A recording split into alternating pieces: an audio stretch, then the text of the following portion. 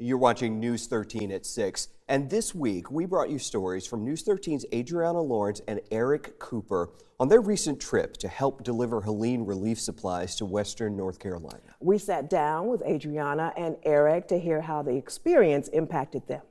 And you see the resilience a lot of the people up there had. They were accustomed to landslides, but you think about it, they had everything happen at once. You had landslides, you had the hurricane, you had flooding.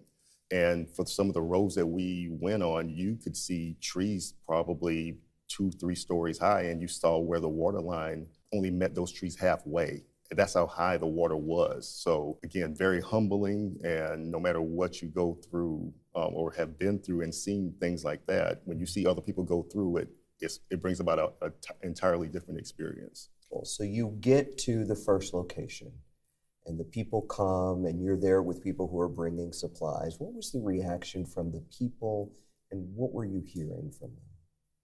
Crying, emotion, just even the truck pulling up. We went to a hospice care facility. That was our first stop at 8 in the morning, and you could immediately just take a look at these people, the workers that were there, in tears, crying. It was so emotional.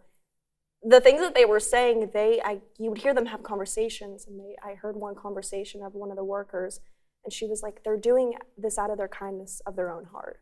I cannot believe they're not getting paid, they're not any of this. They just want to come up here to help. And coming from a background of working with hospice myself personally, it was a little bit heartbreaking and devastating, because one of the clinical managers I spoke with, she said that they didn't know if they would find all their patients. So, they served 14 counties, this facility served.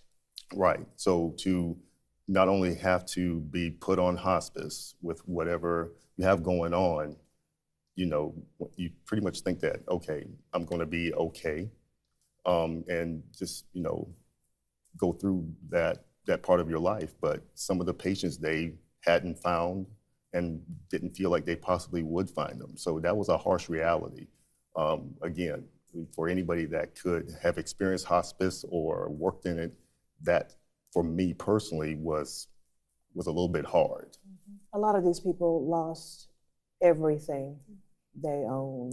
What was their reaction to see, you know, this outpouring of support from folks down here? Like I said, I mean, just emotion, crying. They couldn't believe that so many people from a different state, a completely different community, neighborhood, would come up there just out of the kindness of their own heart to help. But I think something that we both heard that was the common denominator was that we have seen that many, many times here on the coast. We've had our fair share of hurricanes, our fair share of devastation and storms that have come into this area. And of course, those people up in the mountains and in the upstate and different parts of the Southeast, they came to help us during that time.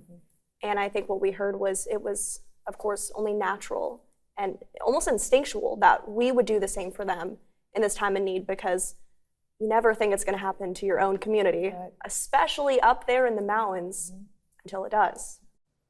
No truer words have been uttered. Absolutely. So remember, you can still help people impacted by Helene.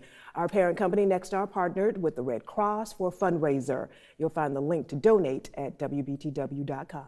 And you can see Adriana and Eric's stories at WBTW.com as well. All right.